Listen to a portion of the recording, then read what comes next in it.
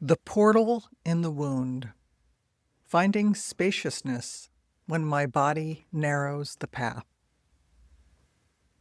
In a text thread last night, I wrote to a friend, "My life feels rich and expansive in its diminishment." After I wrote that, I thought, wow, I really need to unpack that. Basically, what the fuck did I just write? That statement rang true for me the moment I wrote it. It rang true all the way through my bones and resounded in my soul, inviting me through a portal my mind couldn't yet understand. My life feels rich and expansive in its diminishment.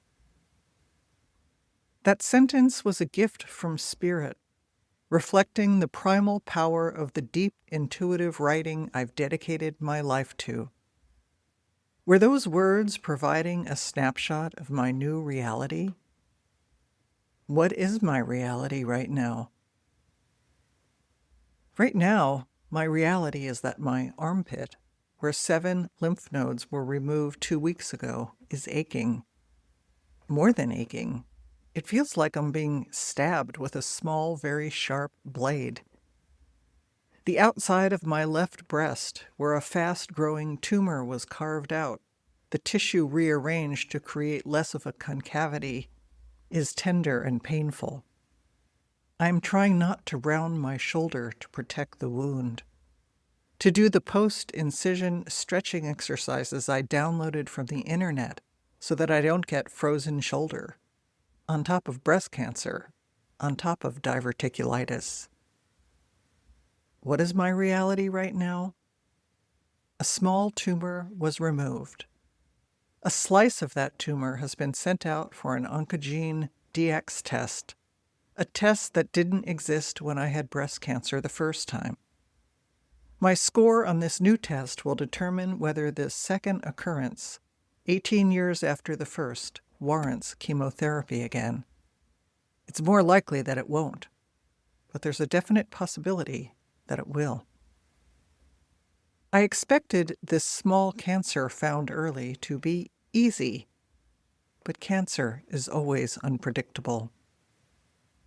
So I am opening myself to the possibility that my life, full of exciting plans for the year to come, may be derailed a lot more than I expected when I first got this news 2 months ago.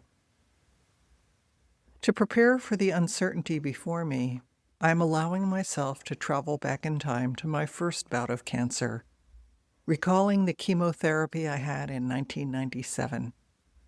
Remembering my months sitting in an infusion chair in a circle with 8 other cancer patients getting chemo the same day, all of us reclining in soft, cushy chairs, facing each other, sometimes chatting, sometimes dozing, sometimes listening to a book, sometimes doing a Sudoku puzzle, or staring out through tall windows at the magnificent trees that encircled our chamber.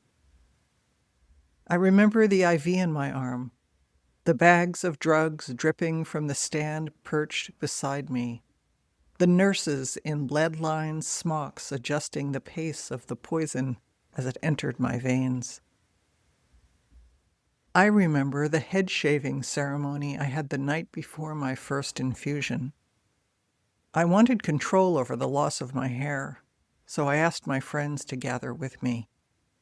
My hairstylist, Christina McCall, who has kept my hair short for decades, put a drape around me and cut my hair in the center of our living room as I sat surrounded by my wife, our 10-year-old daughter, our 14-year-old son, and a dozen of my closest friends, all singing to me.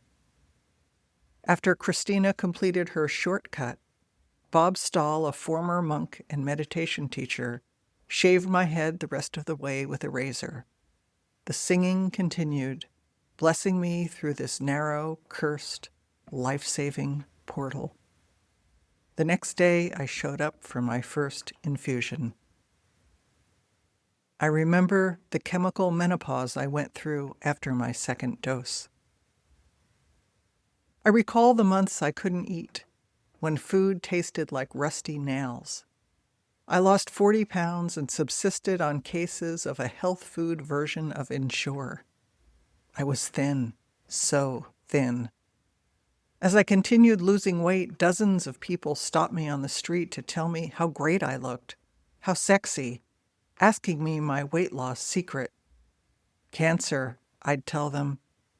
That pretty much put a damper on the conversation. I was not a wig-wearing cancer patient. I could afford to be. I was self-employed. I didn't have a job where I had to hide being sick. I liked walking around town bald. I wanted people to notice. I wanted to be visible. I wanted them to have to see, this is what cancer looks like. I've always been an in-your-face kind of gal. When it was cold out, I wore a beanie. Throughout my year in the cancer underground, I kept teaching writing. I wasn't ready to give up that part of my identity. I didn't want the business I'd spent years building to fold. Our family needed the money. I loved my students and wanted one corner of my life that wasn't about cancer. My students took turns picking me up and bringing me to our meeting room. They set up the chairs in a circle for me because I was too weak. I can't believe now they stuck with me. But I was teaching from a place that year where no bullshit was permitted. In our writing circles, raw truth resounded through the air. What else do I recall? That pot was the only thing that helped my nausea. I smile now, remembering all the people who showed up at my door, people I never would have expected, bearing gifts of buds and pipes. I spent a lot of time that year lying in bed surrounded by a haze of marijuana smoke, my young daughter lying beside me, watching Project Runway and all 7 seasons of The West Wing. I remember telling our kids that year, I'm doing this for medicine. It doesn't mean I want you to smoke it. Most of all, I remember the incredible community support that rallied around our family. The parents who drove our kids to and from school and brought them to activities. The meals that were delivered several times a week. The massage and body work I received for free. The friend who tracked all my insurance claims and medical bills. Those who accompanied me to chemo. They say it takes a village. We definitely had a village. I have never felt so beloved and so fortunate. It was the best part of having cancer. And that brings me back to where I started. My life feels rich and expansive in its diminishment. In part, that's due to the incredible love and support I've felt around me since I shared my diagnosis. But it's also the doors that are opening inside of me. I've been thinking a lot about babies lately. How, when a baby's development is thwarted in one area, their brain utilizes neuroplasticity to adapt, reroute, or compensate by strengthening other skills. That's my experience of being physically diminished right now. I can't walk the way I like to walk, hike the way I like to hike, eat the way I used to eat.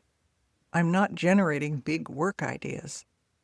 Right now, I'm on a 3-week break from teaching, spending lots of time in bed trying to learn to rest, which could definitely be the subject of another essay. As I'm blocked from my usual favored activities, I notice my life force naturally moving in new directions, like writing, like composing this essay right now. Writing is something I can do sitting up in bed. I'm writing a lot more now than I was a few months ago. Like taking one photograph a day, whether it takes 30 seconds or 2 minutes or 20 minutes, and sending that photo, one taken each day, to Kendra, my photography buddy, and she sends one that she's taken back to me. I'm deepening in conversation with friends. My capacity to love and listen is increasing, deepening my spiritual capacity, learning new lessons about uncertainty and impermanence and patience, not knowing. I'm meditating on death and illness, moving into deeper acceptance that I have an aging body and that my lifetime of productivity is winding down. Some days are hard, some are lonely, but I'm savoring the quiet stillness growing inside me. New places for joy and pleasure arise each day. They surprise and delight me. And sometimes, when I'm lucky, my perspective tips into the vast. Such gifts. My life feels rich and expansive in its diminishment. And I want to invite you to join me next June for a magnificent, transformative 7-day writing retreat for women on the oceanfront in Santa Cruz, flourishing as we age. And remember, every time you click the heart, leave a comment, or share a post, you're making it easier for new readers to discover the writer's journey.